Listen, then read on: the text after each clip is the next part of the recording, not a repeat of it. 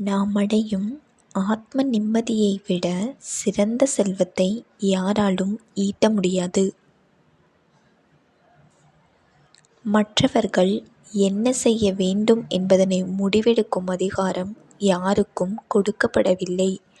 அவரவர்கள் என்ன செய்யலாம் என்பதை சிந்தித்து செயல்படுத்தும் உரிமை மட்டுமே கொடுக்கப்பட்டுள்ளது. உள்ளூர நாம் அடையும் ஆனந்தமும் மகிழ்ச்சியும் அனைவராலும் ஈர்க்கும் மனிதராக நம்மை மாற்றும்.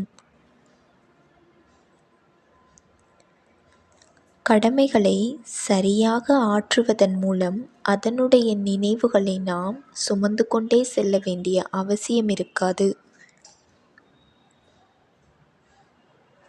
முன்னேற்றத்தை உருவாக்கும் பழக்கங்களை உடலுக்கும் மனதுக்கும் கற்றுக் கொடுப்பது நம்முடைய முக்கியமான தேவைகளில் ஒன்று.